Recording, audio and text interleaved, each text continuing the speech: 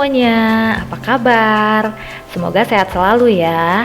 Setelah episode yang lalu aku dan Mas Bojo masak mie Jowo gara-gara udah kangen banget sama masakan Indonesia. Nah, ini video lanjutannya. Habis makan enak, kenyang, terus kami lanjutin ngobrol-ngobrol tentang kehidupan kami di perantauan ini. Yuk, nimbrung yuk!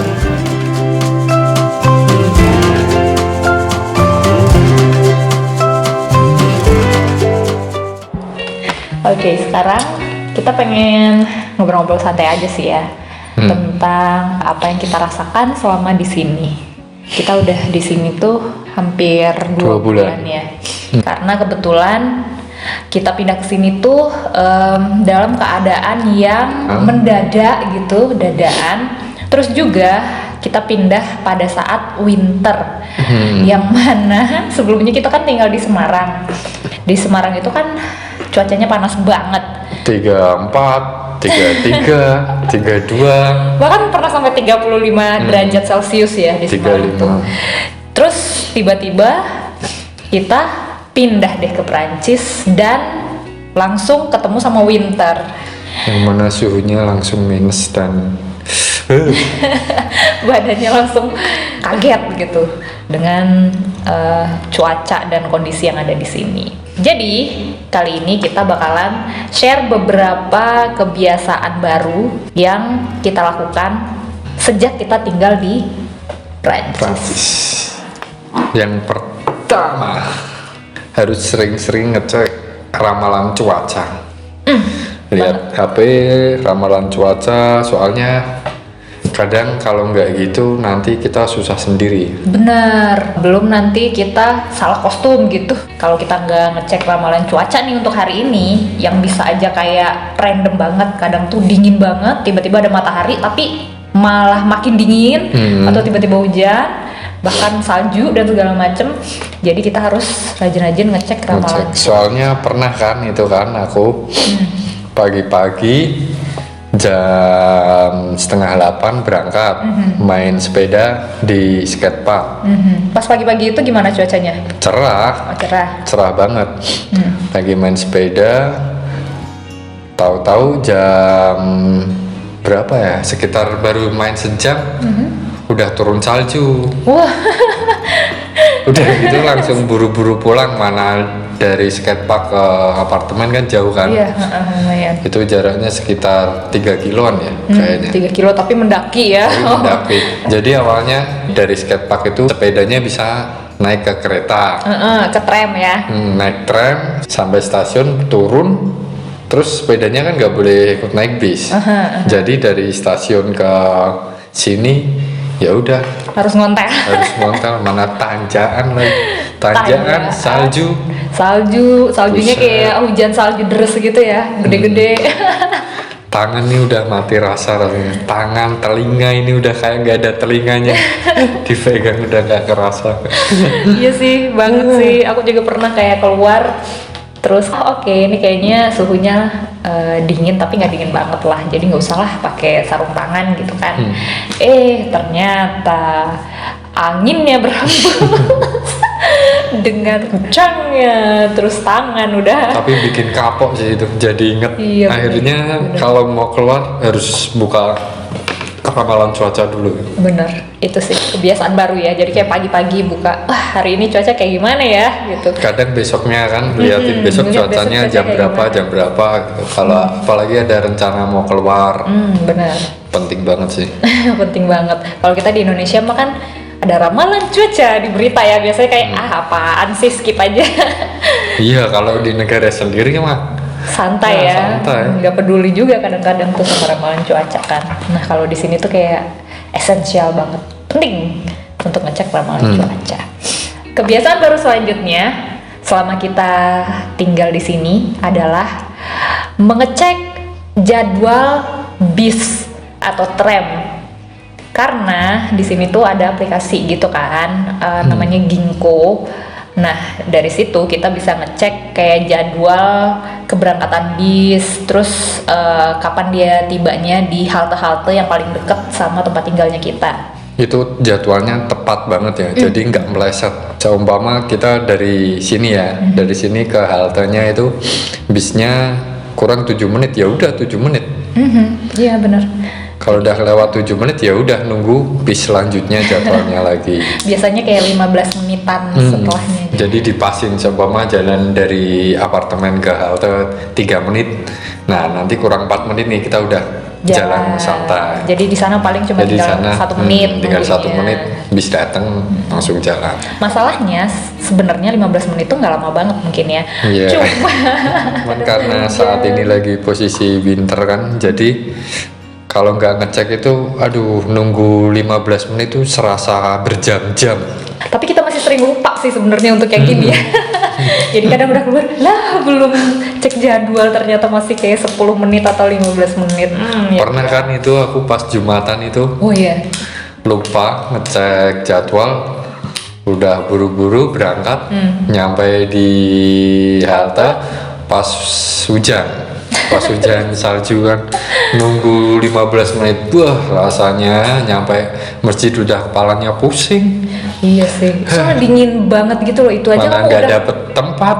udah pakai segala macam komplit ya, kayak pakai topi, kupluk, pakai sarung sarung tangan. tangan, pakai jaket berlapis-lapis. Cuma kan kita orang tropis ya, jadi kena jadi- dingin sedikit udah deh kayak Mana langsung pas meriang. Jumatan itu kan nggak dapet tempat, jadi Jumatan di luar. Wah, Oh, jadi posisi di luar kamu sholatnya? kan udah penuh kan. Uh, Sholat udah pakai jaket double, pakai topi. Pulang-pulang pusing palanya. Kedinginan. Yang ketiga, kebiasaan baru saya sejak tinggal di sini adalah berhenti merokok. yeay.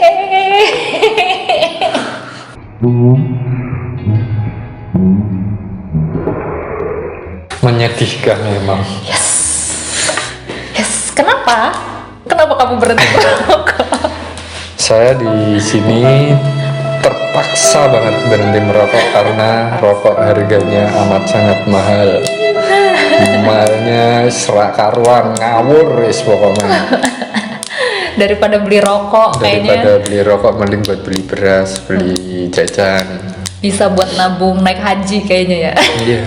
Jadi di sini itu rokok harganya minimal itu 10 euro. Satu bungkusnya Satu bungkus 10 euro itu berarti kali 16 ribuan lah ya. dia sekitar 160 minimal. Jadi 160 sampai 160 ke atas lah. Itu kalau di Indonesia rokokku itu harganya cuma 16.000 dapat satu slop. Di sini dapat satu pak. Ngeri, rokoknya rokok alusan meneh. Sedelok entek, cocok Nggak habis. kerasa. Nggak kerasa. Jadi percuma lah ya. Jadi percuma. Nggak apa-apa. Sayang juga sih. Gak apa-apa lah, jadi hidup lebih sehat.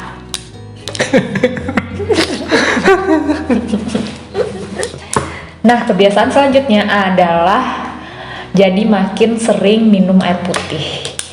Karena kebetulan lagi winter, terus kulit rasanya tuh Kering ya ampun, kering banget sampai skincareku tuh kayak nggak mempan gitu loh rasanya. Yang biasanya kulit minyakan gitu kan di Semarang panas-panas, di sini tuh kayak kering kerontang saking keringnya. Mana bibir pecah-pecah. Bibir pecah-pecah. Terus pas awal-awal kesini kita jadi agak-agak parno gitu sih, karena orang sini kan minumnya langsung dari air keran gitu kan. Dan di sini katanya airnya udah difilter, udah pokoknya kualitas airnya tuh udah emang layak minum yang dari keran itu. Cuma kayak nggak tega aja. Kayak awal-awalnya tuh nggak tega gitu, aduh yakin nih minum dari air keran gitu kan. Tapi lama-lama setelah tinggal di sini ternyata seger kok ya. Mau hangat tinggal keran puter ke hangat, mau dingin tinggal puter ke dingin. Jadi ya seger aja sih, seger sih nggak masalah, cuma ya awal-awalnya aja. Jadi bisa mandi sekalian minum. Ih, gila nih. Selanjutnya apa lagi? Selanjutnya apaan ya? Kendala bahasa paling ya. Pasti sih itu. Kita sering banget kayak menemukan permasalahan gara-gara kendala bahasa ini. Walaupun sebenarnya aku kuliahnya itu kan menggunakan bahasa Inggris.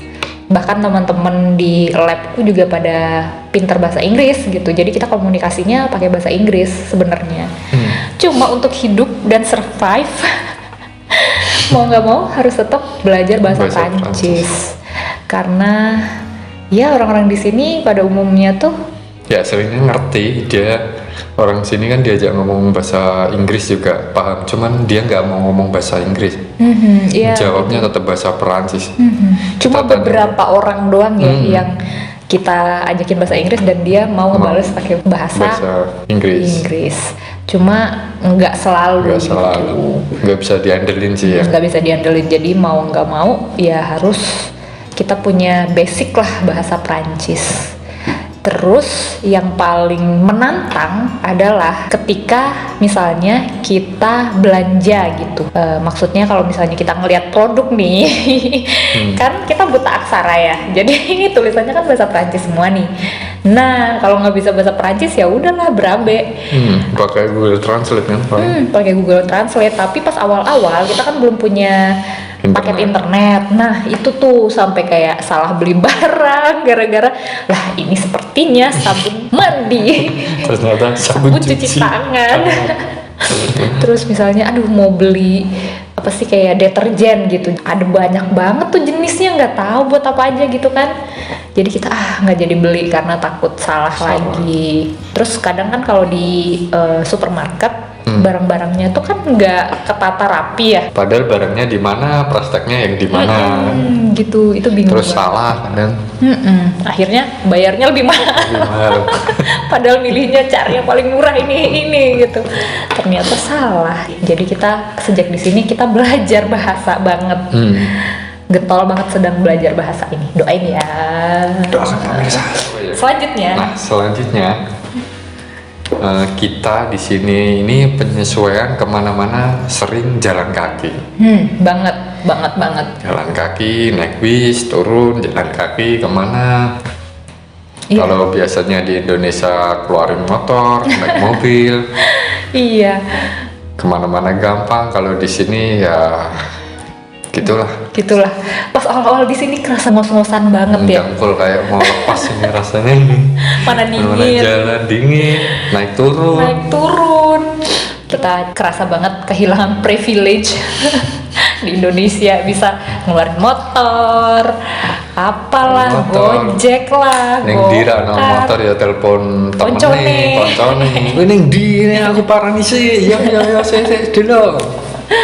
Di sini no ngupload. Tapi enaknya di sini tuh ramah banget untuk pejalan kaki. Kita belum nyebrang aja tuh mobil-mobil udah pada berhenti langsung. Yang mau nyebrang udah disuruh lewat dulu. Iya. Sekenceng apapun dia langsung langsung berhenti. Apalagi kalau di zebra cross. Itu kadang tuh masalahnya kita yang punya trust issue gitu karena kita sering di Indonesia mau nyebrang kita kayak udah was-was gitu kan, jadi kayak takut-takut gitu kalau mau nyebrang gara-gara misalnya ngelihat mobilnya kok kenceng banget, jadi kita ragu-ragu. Terus gitu. Kadang seringnya kita lihatnya ke kiri. Iya, kita ngeliatnya ke kiri. Padahal kalau di sini kan sebelah kanan. Terus mobilnya ini kenceng banget, terus kita kayak takut nih, jalan nggak, tapi otomatis kalau orang di sini pasti berhenti gitu ya. Jadi itu sih enaknya, ramah banget untuk pejalan kaki, trotoarnya juga luas-luas, juga aman ya. Itu sih, jadi kemana-mana berjalan kaki. Kebiasaan baru lainnya adalah kalau kita mau belanja, kita kayak wajib buka kalkulator karena kita belum terbiasa dengan currency euro gitu. Jadi kayak ini tuh berapa ya kalau dirupiahin gitu. Jadi kita belum tahu. Masih mikir ini tuh kemahalan apa enggak gitu. Jadi kalau mau belanja harus selalu buka kalkulator. Wah, larang. Jadi belum tahu standar harganya di sini gitu loh, belum dapet sense-nya. Kalau ini tuh mahal enggak, ini tuh murah enggak gitu. Jadi ya cuman itulah. Kita di sini kalau belanja pasti cari yang termurah. pasti mau beli jajan, beli snack cari yang termurah. Mana nih yang lagi diskon nih, mana nih? Wah ini diskon nih, udah mau kadaluarsa nih, 2 bulan udah beli aja. Terus kita tuh sampai udah survei ke beberapa supermarket ya. Mana nih yang murah di sini? Sampai dicatetin tuh, jadi beras harusnya beli di sini. Seumpama yang 10 kilo belinya harus di sini yang paling murah. minyak harus di sini, yang murah gula harus di sini, itu dicatatin semua. Jadi kalau mau belanja ada barang yang habis pasti kita mencar-mencar ya. Benar, di sini tuh bagusnya itu sih ya. Jadi kayak tiap supermarket itu punya barang-barang tertentu yang jadi andalan gitu, yang sering dipromoin. Jadi itu kayak tersebar di seluruh supermarket yang ada di sini. Jadi nggak dimonopoli gitu maksudnya. Cuma ya jadi PR banget buat kita ya kan. Kan untungnya kita kan naik bis kan bayarnya sebulan sekali. Benar. Jadi naik mau berapa kali pun juga Nggak terserah, masalah, bebas. Karena kita udah langganan 1 bulan, jadi unlimited mau naik turun berapa kali pun sehari gitu. Sehari full dari pagi sampai malam mau di dalam bis terus Nggak juga. apa-apa. Tapi ngapain? Selanjutnya, kebiasaan baru yang kita lakukan di sini adalah kita yang biasanya suka berisik, nggak tahu waktu di Indonesia gitu kan, karena di rumah kita tuh kayak bebas banget, mau gegenjrengan jam 2 pagi, Mau ketawa-ketawa malam-malam, mau Iya. ngapain malam-malam bebas. mau dini hari ngerjain apa gitu ya. Bebas. Itu bebas banget kalau di Indonesia gitu kan, kecuali mungkin untuk kamu-kamu yang punya tetangga rada-rada rese, atau mungkin ada tetangga yang udah tua atau punya bayi gitu kan, yang mungkin kita ya Harus udahlah toleransi harus ya. toleransi, ini udah malam atau ini dini hari nggak mungkin lah bikin berisik gitu kan. Tapi di rumah kita kebetulan di Semarang itu emang bener-bener bebas banget. Kadang free banget. Jadi kadang jam 2 pagi dia lagi ngelas, ngidupin mesin apalah gitu. Dan Ya, warga maaf, sekitar maaf buat tetangga-tetangga ya. Maaf banget. warga sekitar udah wajar aja, udah maklum gitu. Bahkan mereka malah seneng ya. Karena kayak oh rame nih, aman nih jadinya gitu. Nah, kalau di sini kita harus tahu waktu kapan kita harus melakukan kerjaan-kerjaan yang menimbulkan bunyi, bahkan Yang kenceng-kenceng. yang kenceng, mau gitaran, mau potong rumput, ngisep debu, ngeblender gitu. Itu kita emang harus aware banget sama jam dan waktunya orang-orang sini. Apalagi hari Minggu ya, nggak ada aturan sih ya, cuman nggak normalnya itu nggak ada orang motong rumput, nggak ada orang apalah ngelakuin kerja bakti. Ibu-ibu hari Minggu di tempatnya kita senam aerobik, musiknya kenceng banget di lapangan depan rumah gitu kan. Nah di sini hari Minggu adalah hari istirahat. Jadi nggak boleh bikin kegaduhan. Banget. Jadi tuh kadang kita aduh suntuk mau main gitar, terus ini hari apa ya, ini jam berapa ya gitu. Jadi kayak agak-agak terbatas lah, cuma ya harus menyesuaikan gitu kan. Ya gitaran nggak apa-apa, cuman nggak usah kenceng-kenceng banget. Bener. Kalau siang Nggak apa-apa, tapi hari Minggu tuh kayak agak sorean lah kalau misalnya pengen berisik gitu kan, saat orang-orang sekiranya udah bangun, udah santai-santai gitu.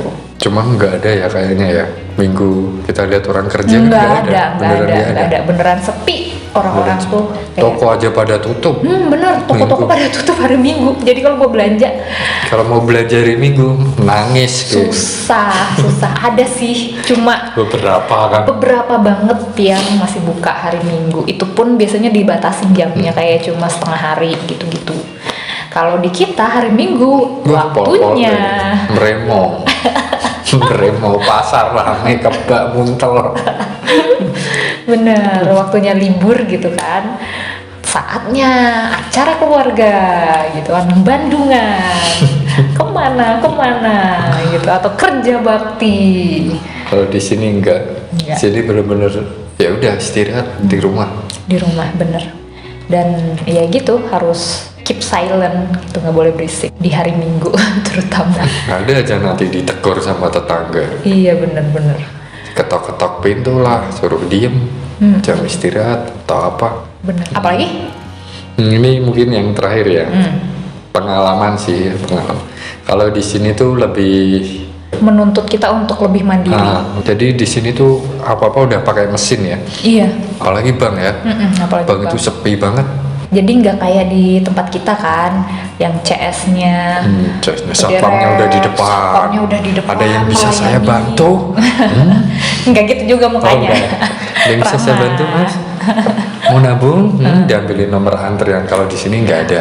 No. No. Kayaknya pekerjaan itu udah hilang ya. Iya, Yang di depan kayak yang ya. di depan, yang frontman. Front gitu, bagian depan gitu udah nggak ada.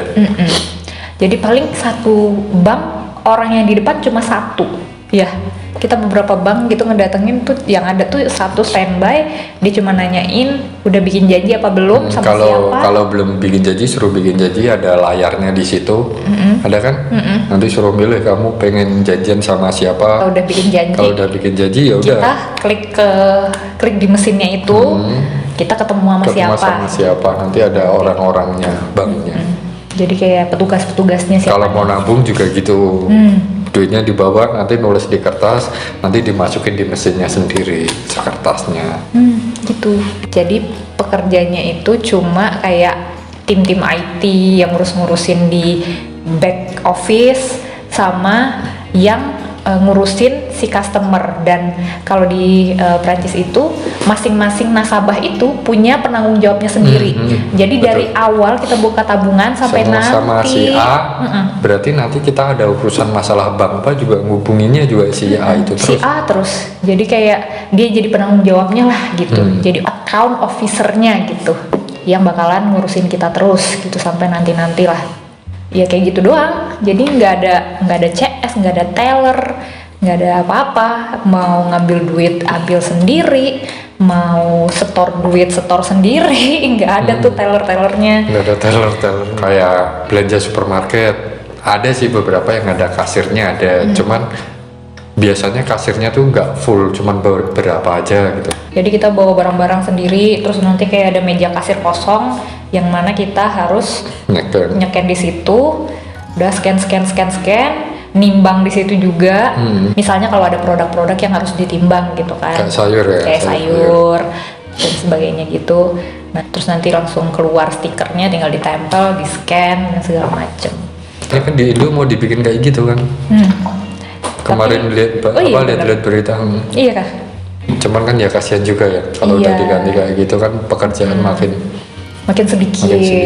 Benar. Cuman di sini nggak tahu ya, orang mungkin udah udah sejahtera mungkin ya, maksudnya dari sisi ekonomi penduduknya juga mungkin udah baik lah, makanya untuk pekerjaan-pekerjaan kayak gitu udah ditiadakan gitu loh, supaya orang-orangnya fokus sama pekerjaan yang lebih baik lagi kayak gitu. Itu juga bayar juga tinggal masukin uangnya aja ya kan. Kalau di supermarket ya, ntar tahu-tahu kalau pas di supermarket duitnya dimasukin, nanti kembaliannya langsung keluar. Kebetulan mungkin orang sini disiplin dan jujur-jujur ya. Tapi kalau kita memakai otak kreatif terlalu banyak celahnya kalau mau berbuat kayak nakal-nakal gitu. Cuma yang nggak tahu ya, karena di sini tuh keamanannya juga udah baik sih. Baik. Jadi kayak kalau misalnya ada orang yang curang gitu, tiba-tiba ada inspeksi mendadak yang kalau ketahuan itu bisa dendanya gede banget, berkali-kali lipat. Jadi ya mungkin orang-orang sini nggak mau ambil resiko. Oh ya, terus gitu yang kalau masalah mandiri ya di sini ya, bikin pas foto. bener. Bikin pas foto buat apa? Resident permit, kayak KTP di sini gitu. Dia foto sendiri, ada mesinnya. Kayak foto box gitu. Kayak foto box gitu. Cuman nanti begitu foto dicetak udah terregistrasi dari pemerintah ya. Udah ada barcode, udah ada kode-kodenya. Jadi nggak bisa dibohongin ya. Nggak bisa dibohongin. Jadi emang harus ke mesin itu gitu. Udah ada yang ditentuin tuh tempat-tempatnya. Dan saat kita coba daftar online untuk resident permit gitu kan, kita tinggal masukin kodenya. Nah, langsung tuh foto yang kita pakai langsung keluar di websitenya. fotonya kita. Persis, wah ini nih bener-bener sama gitu sama yang kita lakuin waktu di photo box itu gitu. Dan jaraknya juga dalam hari itu juga ya, kayak Iya. langsung cepet otomatis gitu. Ya itu fungsinya kayak elektronik kan kayak gitu ya. Benar. Masa udah bikin elektronik tetap harus Fotokopi. fotokopi lah. Yes. Oke, segitu dulu cerita kita malam ini tentang kebiasaan-kebiasaan baru selama kita tinggal di sini. Semoga cerita-cerita ini bisa menghibur atau mungkin bisa bermanfaat untuk teman-teman. Barangkali teman-teman ada yang pengen apa? Abroad. Pengen pindah ke Pindah ke sini. Jadi bisa Ya, bisa buat siap-siap. jaga-jaga lah. Siap-siap. So, thank you for watching. Semoga keluarga di rumah sehat-sehat Sehat selalu. semua. Kamu juga yang nonton, dimanapun kamu berada juga sehat-sehat dan bahagia selalu. Amin. Amin. Sampai jumpa di video selanjutnya. Bye-bye. A biento. A bientôt. Au revoir. Au revoir. Assalamualaikum.